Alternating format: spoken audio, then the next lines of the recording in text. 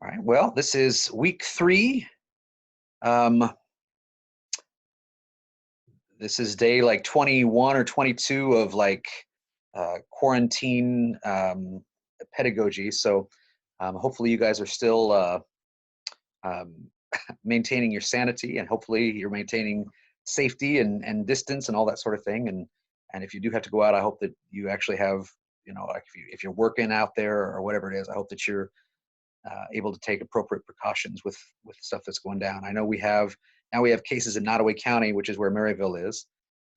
We have some cases in Maryville itself. So just stay safe and stay as protected as you can. And hopefully within the next few weeks, we'll all kind of get past this. Today is a pretty light day on me talking, which is probably good for everybody. But it'll be, I want you to partner up with a group of 2 or 3 to see what we call a backward design unit for the first time. And I'll explain how that's going to happen here in a few minutes. But the bulk of what you'll do today will be in that small group, 2 or 3 people, essentially just sifting through one or more of these backward design units, trying to figure out how they're actually set up, what the important components of backward design units are, so that on Thursday when we come back here, I can introduce you to the first competency assignments, which are you actually looking individually at one of those units and trying to what we call annotate it, or identify the various parts of it in writing. Okay, so the end result of what we're going to do here is have you personally break down a unit by its various parts. Today, you're going to get introduced to those units and break them down with each other. And then we're going to come back as a whole group and answer or discuss any questions that you might have with that. Okay, so that's the general plan. Let me share my screen with you, and we'll just go through a few slides here. I'll introduce you to the activity, and then we'll come back in a few minutes after that. All right, so here's the setup. I'll read this. I know you can read, but I'll read this to you. It's the fall of 2024. It's only like 4 years from now. You guys are going to be out in your own classrooms for your first teaching days. And you're excited because the last spring you took a job and now you're going to teach in your very first school. Your room's ready. It reflects your personality. For some, that might mean it's full of bright colors and children's books and toys.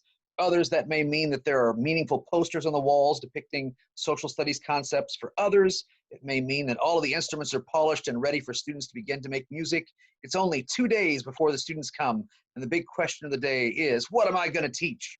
Panic sets in as you remember that the standards are the answer. You will teach the standards. Whew. But then, dun, dun, dun. Wish I had a little thing to make the noise. You look at the standards, and there are so many of them. However will you choose? In what order should they be taught? How long should you spend on each one? Those are good questions. With any luck, your school will have something that looks like the curriculum map on the next slide, and that's this. Sometimes if you go into the workroom, you'll see curriculum maps for each of either the grade levels or content area levels. Theoretically, your school district should have these available to you as a teacher as well. You shouldn't have to go to the workroom to see them. They should be available to you in school district files. But not every school district has something like this. This is an example of a year plan that's on the wall for teachers to see that tells teachers what unit should be taught, how long it should be taught, what order it should be taught. Sometimes you hear these referred to as scope and sequence maps. What are you going to teach? When are you going to teach it? How long is it going to take? Okay? That's the gist of it. What are you going to teach? When are you going to teach it? How long is it going to take? Here's a sample. These are not filled out, but you can see this is kind of a sample of, if I actually make this a slideshow, can you still see this screen? Thumbs up if you can still see the screen. Okay, so this is the close-up look at a curriculum map. It's not actually filled out, it's a template, but there are terms on here that you would have done for the little vocabulary breakdown that I said. So some of those terms are on this. You can kind of take a look at that.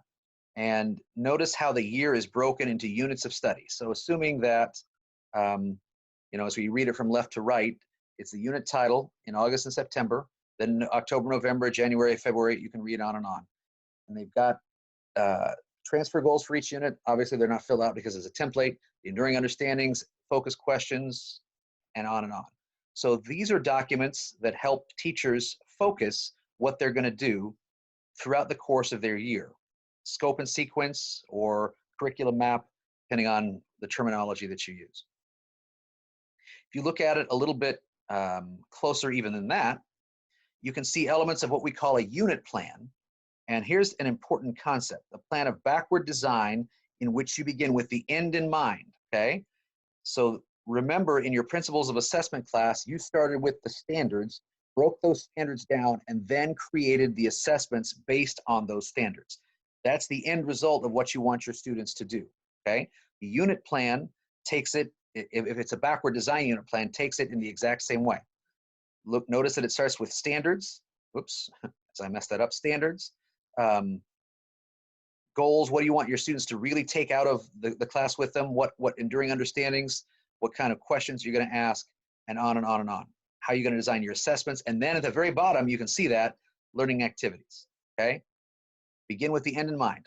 What are you going to do as far as the end of the unit first, and then after that, take a look at the learning activities. If you do it in best practice, this is how teachers know what to teach.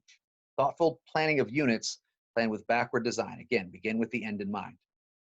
And so it looks something like this. And you've seen something similar to this, but I'll just show this to you again. The intended learning outcomes of the curriculum are formulated first. What is it that you want the students to know? And then you have to figure out how you are going to have them prove to you that they know the things you want them to know. That's called assessment. Standards first, then assessment comes, and then finally, after all of that's been designed, you take a look at the teaching and learning activities. So when Dr. Wood and others sat down and designed this class, the Intro to Curriculum Instruction, she sat down and looked at the competencies that you as students needed to pass first. Then she decided to figure out what you needed to do to demonstrate your understanding of those competencies. And then from there, we as a group got together, looked at the competencies, looked at the activities she designed, and then we put in the instruction. So the instruction for this class was designed last, after everything else was designed. So in that way, what you're taking right now is a backward design class, and the culminating activities are these competencies that you're going to do throughout the course of the unit. And the final thing that you'll do is the big, the whiz-bang thing at the end is the lesson plan. Okay, so this lesson plan is how you put it all together. That's a backward design unit. Okay, so I'm going to stop the share for a second. Questions about any of that? That's some review, but what kind of questions do you have based on that? Okay, so now the plan is for about, I'm going to say like 12 minutes or so, I'm going to put you guys into probably groups of 3 if I can manage it. And what I want you to do is, I'm going to share my screen with you again.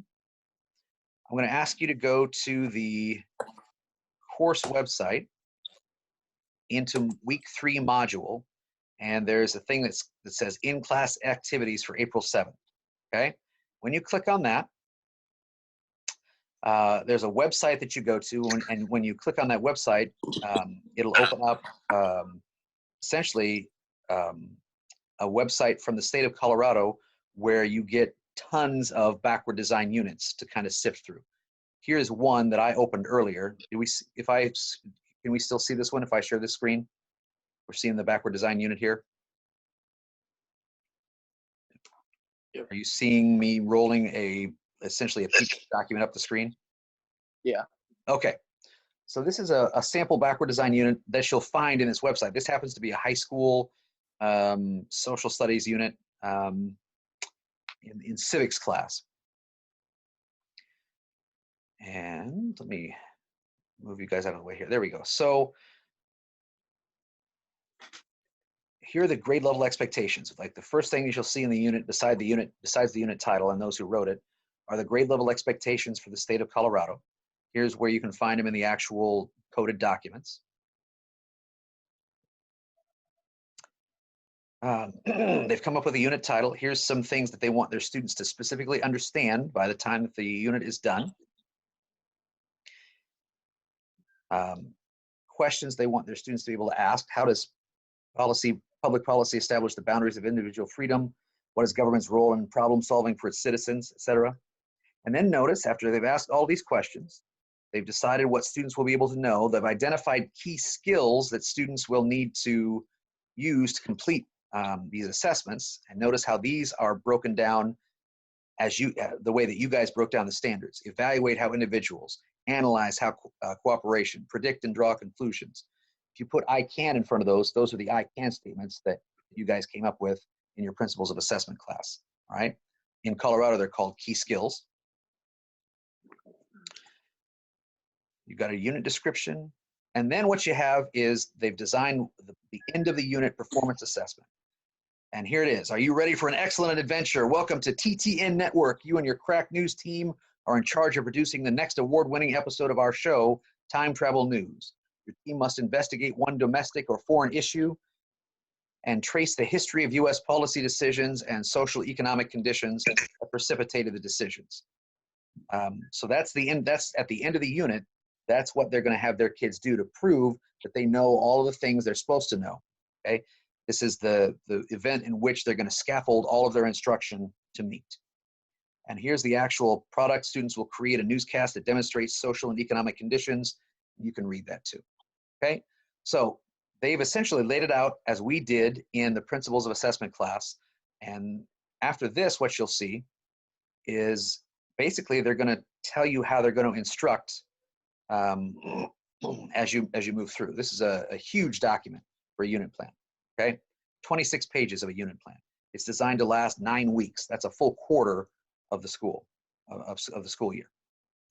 And this is the one that I've checked out closest. There are many others in that website. And so I'm going to break you into groups of 2 or 3, as I said.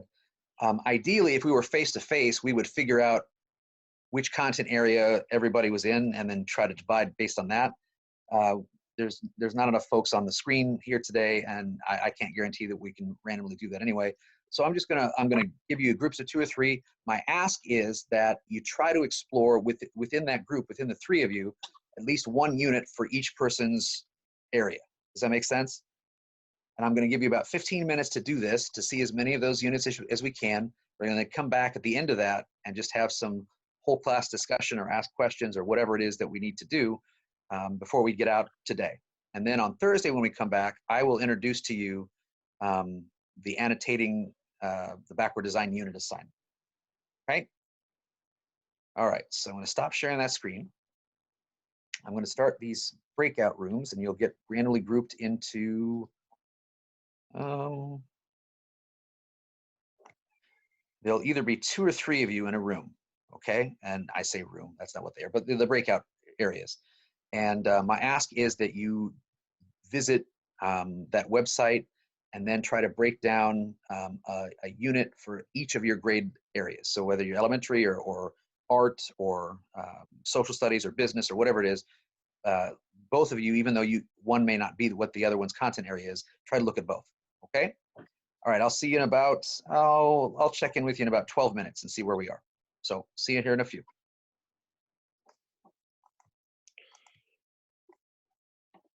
There we go.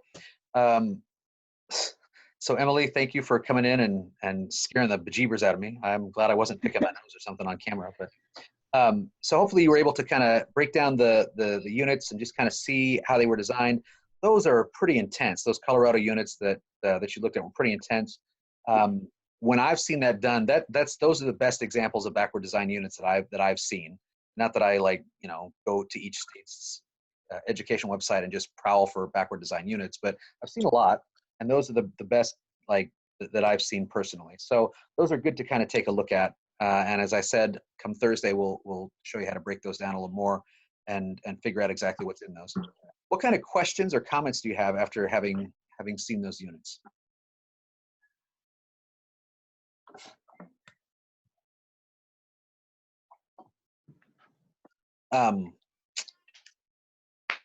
Those art folks who are here, tell me about the art units that you saw.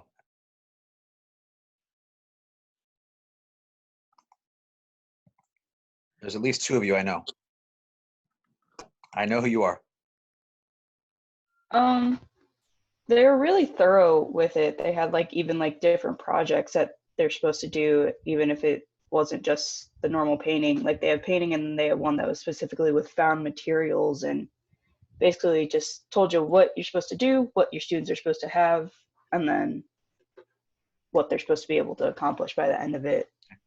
Did they have, see, I've not looked at the art ones. Did they have, I mean, everything is kind of a performance assessment for art, but was there one specific product at the end of the unit that they needed to create, or was there more choice? Yeah, there was. I don't remember where I saw it. An example of one was like creating a 3D art piece out of, I don't remember what, but yeah. Okay. Elementary folks, and I don't, Drew, are you an elementary person? I can't remember. I just switched to like high school math. Sweet. You're going to have a job. That's the so, yeah. Anybody else elementary here? Or are we all secondary? I'm elementary. Elementary. What'd you see, Hillary? Basically it had just detailed explanations of what they needed to do, kind of like the art one did. For example, I looked at first grade math, and it said to like one of the activities was to create a ruler of their own to like put on their desk. Oh, cool. So like they'd like measure out the inches, draw them, and then like make it pretty, if you want to say that. Okay.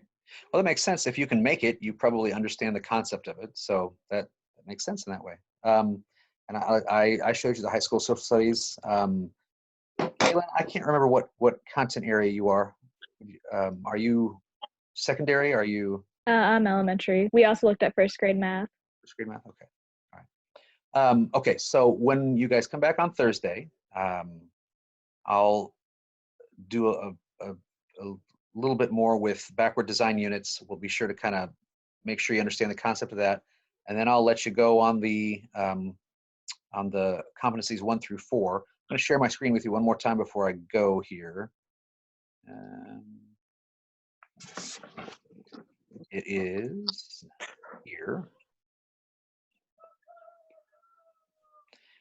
If you want to take a look at competencies 1 through 4 before Thursday, you're welcome to. There's a sample unit plan that's included. If I remember right, the sample is not quite as thorough as the examples that you just looked at. And then you can take a look at the template for the actual assessment itself if you want to. If you want to get started early, you're welcome to, but it's not necessary. The due date on that right now is April 13th. We'll talk about that more a little bit when you come back on Thursday. Okay, so that's the general plan for Thursday. Any final questions before I send you out into the world, or as far out in the world as you get these days? I had a question regarding so in PLC, when we do our observations, the document that we have to fill out when we do the observation, it like had different things to look for. And when I emailed Mattson about it, he said that we were gonna be talking, or like get some document that was gonna explain Marzino and Hattie more, or Inanetti's cube, whatever it is. Okay. I just like don't understand what that is. Like, you don't understand what the cube is. Okay. Yeah. How about I'm going to stop recording, and if you want a more thorough explanation of that, hang out here. Otherwise, you can head out. So I'm going to stop the recording now. We'll see you guys on Thursday.